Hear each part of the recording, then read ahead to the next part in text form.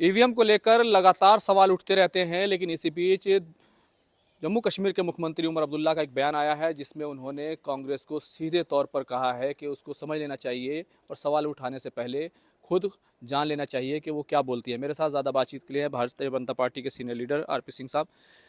उमर साहब ने कहा कांग्रेस को कि जब आप चुनाव लड़ते हैं तो चुनाव भी लड़ते हैं, सवाल भी उठाते हैं, जीतते हैं तो खामोश हो जाते हैं। देखिए, उमर अब्दुल्ला ने कांग्रेस को शीशा दिखाया है, कांग्रेस की लीडरशिप को शीशा दिखाया है। वो कहने की दिक्कत ईवीएम में नहीं है, दिक्कत आपकी लीडरशिप में है, और कहीं मेल फंक्शनिंग है तो आपकी लीडरशिप में है। अब वो कांग्रेस को जितनी जल्दी समझ आएगा उतना अच्छा है। असल में क्या, कांग्रेस डायनेस्टी से बाहर निकलने को तैयार नहीं। डायनेस्टी को ढोते ढोते आज कांग्रेस बैंकरप्ट हो गई है।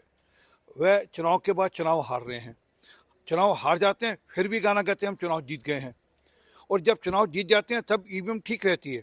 जब चुनाव हारते हैं तो अब कैसे झेप मटाएं, कैसे लोगों को कहें कि हमारा नेता फेल है, हमारा नेता हमको डायरेक्शन नहीं दे पा रहा, हमारा नेता एक नैरेटिव नहीं सेट कर पा रहा, हमारा नेता एजेंडा नहीं तय कर पा रहा, हमारा नेता ज़मीन से कनेक्टेड नहीं है।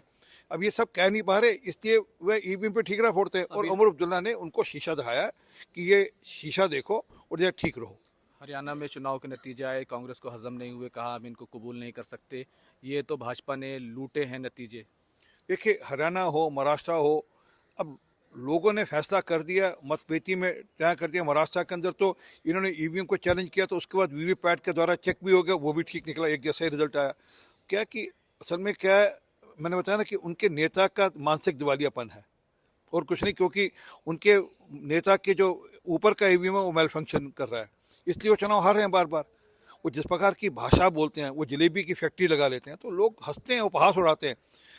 नेता लोगों से इस प्रकार के विवरण लोग गले से नहीं उतरते, लोगों के गले से, और इसलिए उनकी पार्टी को नेता लोग भी समझते हैं, परंतु उनकी मजबूरी है, उनको गांधी नाम को ढोना है, इसलिए वो बार बार ईवीएम पे ठीकरा फोड़ते हैं। कांग्रेस के लीडर आज ये कह रहे हैं कि जिस तरीके से नतीजे आते हैं उसके बाद संदेह पैदा होता है। चुनाव आयोग ज़रूर कहता है कि कुछ भी संदेह नहीं है, सब कुछ ठीक है, लेकिन संदेह होता है जब नतीजे आते हैं। चुनाव आयोग ने कहा था कि हम ईवीएम दे रहे हैं, 3 दिन तक ईवीएम पड़ी, मशीन पड़ी रही। कहा कि जिसने हैक करना है, जिसने कोई कोशिश करनी है आकर कर ले, तब तो किसी ने नहीं किया। हाँ, कपिल सिब्बल साहब दिखे थे एक लंदन के अंदर, कोई प्रेस कॉन्फ्रेंस किसी ने नकाबपोश नहीं की थी, वो कह रहा था मैं ईवीएम हैक कर सकता हूँ, परंतु भारत में तो कुछ नहीं करते।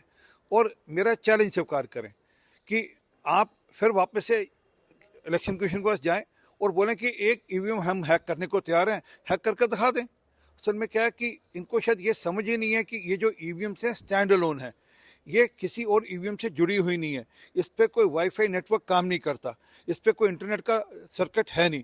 ये एक मशीन है जिस पे आपने बटन दबाया, उस समय उसका काम खत्म हो जाता है, उसके बाद सील कर दी जाती है, और आपके लोग वहाँ पर होते हैं जब सारा पोलिंग प्रोसेस हो रहा होता है, जब वोट भी पड़ रहे होते हैं, जब गिनती भी गिनी जा रही होती है। परंतु जब चुनाव जीतते हैं, झारखंड में तो नहीं मुख्यमंत्री कह रहे हैं ईवीएम गड़बड़ा है।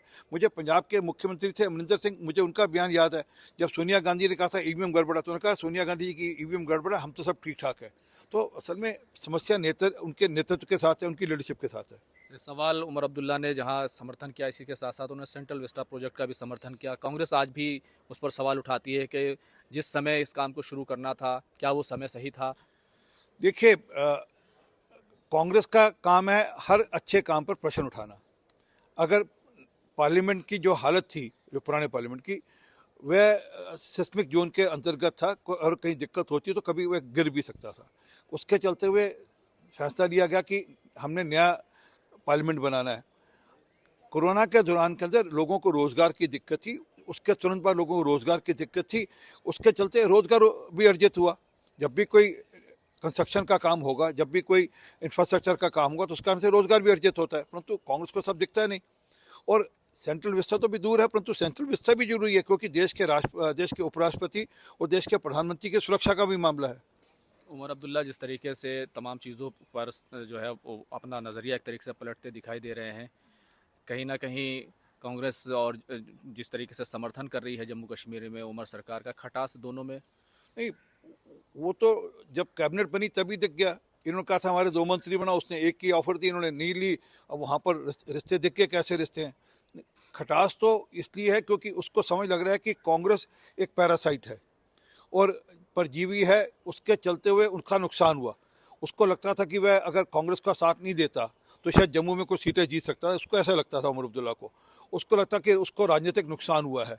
अब ये अखिलेश यादव को भी समझ में आ रहा है, ये ममता बनर्जी को भी समझ में आ रहा है, ये उद्धव ठाकरे को भी समझ में आ रहा है। तो आस्ता आस्ता जो इनके बाकी जो घटक दल है उनको सबको समझ में आ रहा है कि कांग्रेस एक परजीवी पैरासाइट पार्टी है, हम इनको साथ लेकर चलते हैं तो हमारा नुकसान होता है, ये अपना लाभ कर लेते हैं। भाजपा ने हमेशा नेहरू की कश्मीर पॉलिसी को लेकर सवाल उठाए। आज प्रधानमंत्री संग्रहालय की तरफ से राहुल गांधी को लेटर लिखा गया, कहा गया कि नेहरू के जो पुराने दस्तावेज़ हैं वो वापस करने चाहिए। इससे पहले सोनिया गांधी को भी से भी दस्तावेज मांगे गए थे, उन्होंने वापस नहीं किए गए थे। देखिए, वह दस्तावेज देश की धरोहर है, वह देश की संपत्ति है, अब वो निजी संपत्ति नहीं है। अब अगर कांग्रेस पार्टी को लॉर्ड माउंटबेटन की पत्नी एडविना के और नेहरू के जो आपस में पत्र व्यवहार है उसको लेकर दिक्कत है तो होगी, परंतु अब देश को पता लगना चाहिए कि उन दोनों के बीच में क्या पत्र व्यवहार हो रहा था, उसका देश को क्या नुकसान या फायदा हुआ, वह भी जानकारी मिलनी चाहिए। बहुत बहुत शुक्रिया बात करने के लिए। खुर्रम शहजाद, न्यूज़ 18, दिल्ली।